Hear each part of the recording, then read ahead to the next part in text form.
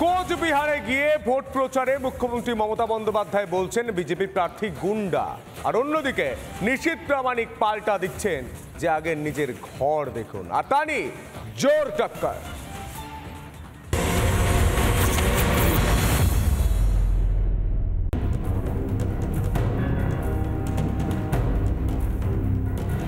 আপনাদের এখানকার যিনি প্রার্থী তিনি বোয়া কলমে একজন বড় গুন্ডা সর্দার।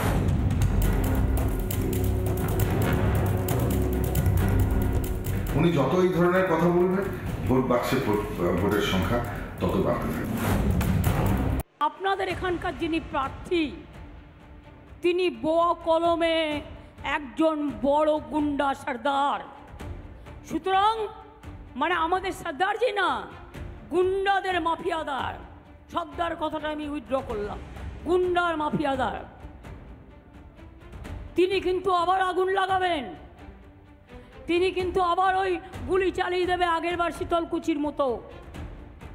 তিনি কিন্তু আবার আপনাদের বিপদে ফেলবে। শুধুমাত্র ওনার ভাইপোর দিকেই দেখছেন। আমি বলবো charity begins from the home. আগে নিজের ঘরটা দেখুন, নিজের ঘরে কি হচ্ছে সেটা দেখুন।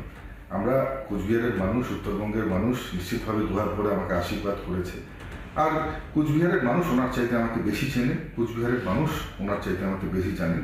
তাই ওনাকে পরিচয়, আমার বিষয়ে পরিচয় বা অবগত করারও কোচবিহারে এসে কোনো দরকার নেই। উনি যত এই ধরনের কথা বলবেন ভোট বাক্সে ভোটের সংখ্যা তত বাড়তে থাকবে।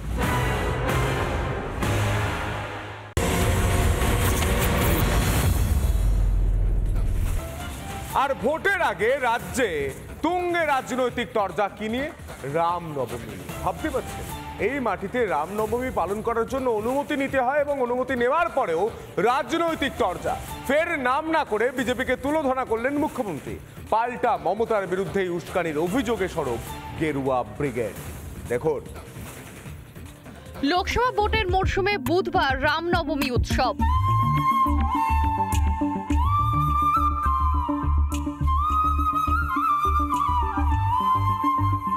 তার আগে এখন থেকেই চড়ছে রাজনীতির পারদ।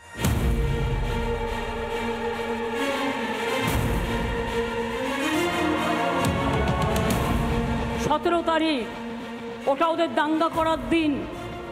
আমি মনে করি ওটা মানুষের সম্মানের দিন হোক।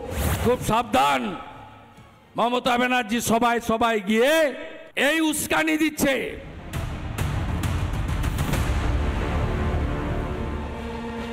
শাসক বিরোধীর মধ্যে চলছে বাকযুদ্ধ। রামনবমী উপলক্ষে বেশ কয়েকদিন ধরে বিজেপিকে নিশানা করছেন মুখ্যমন্ত্রী। বিভিন্ন মঞ্চ থেকে বক্তব্য রাখার সময় বলছেন 17 তারিখ হিংসা পাকানোর ছক চলছে। আমি সংখ্যালঘু ভাই বোনদেরও বলবো, যদি দেখেন স্লোগান দিচ্ছে 17 তারিখ ওটা ওদের দাঙ্গা করার দিন, আমি মনে করি ওটা মানুষের সম্মানের দিন হোক, ঐক্যের দিন হোক। গালাগালি দিলেও মাথা ঠান্ডা করে আল্লাহর নামে প্রে করবেন, ওদের বিদায় চাইবেন, কিন্তু কেউ কোনো প্ররোচনায় পা দেবেন না। আমাদের শান্তি রক্ষা করতে হবে। ওরা চায় দাঙ্গা করে এনআইএ ঢুকিয়ে দিয়ে ভোটটা যাতে না হয়, আর ভোটটা যাতে ওরা ছাপ্পা মেরে দেয়। কোচবিহারে মমতা বন্দ্যোপাধ্যায় কথা বলতেই পাল্টা আক্রমণ শানিয়েছে বিজেপি। মুখ্যমন্ত্রীর বিরুদ্ধে উস্কানি দেওয়ার অভিযোগ করেছে গেরুয়া ব্রিগেড। খুব সাবধান, মমতা ব্যানার্জি সবাই গিয়ে রামনবমীতে দাঙ্গা হবে, রামনবমীতে দাঙ্গা হবে। অন্য সম্প্রদায়ের লোক বলছে না, এই উস্কানি দিচ্ছে। রামনবমীতে সুরক্ষা দেওয়ার দায়িত্ব পালন করতে হবে মুখ্যমন্ত্রীকে, কারণ তিনি পুলিশ মন্ত্রী।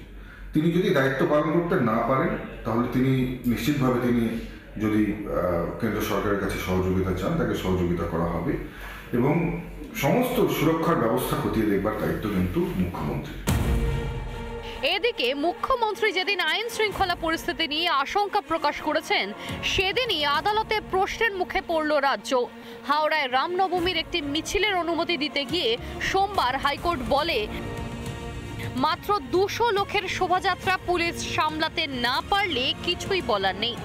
দরকারে কেন্দ্রীয় বাহিনীর সাহায্য নিয়ে রামনবমীর ওই শোভাযাত্রার ব্যবস্থা করবে রাজ্য। আদালত কাছে আমাদের ভরসা বিশ্বাস ছিল যে আমরা নিশ্চয়ই এখানে আমাদের ধর্মীয় অনুষ্ঠান পালন করা আদালত আমাদের একটা জায়গা করে দিবে, সেই আশাটা মাননীয় আদালত আমাদের পুরো করেছে। এর আগে 12ই এপ্রিলও খারিজ হয়ে গিয়েছিল রাজ্যের আপত্তি। সেদিন শর্ত সাপেক্ষে হুগলির শ্রীরামপুরে রামনবমীর মিছিলের অনুমতি দিয়েছিল কলকাতা হাইকোর্ট। বারবার আদালতে ধাক্কা খাচ্ছে রাজ্য সরকার, ধোপে টিকছে না কোনো কুযুক্তি। তবুও বারবার কেন অশান্তির আশঙ্কা করছেন মুখ্যমন্ত্রী?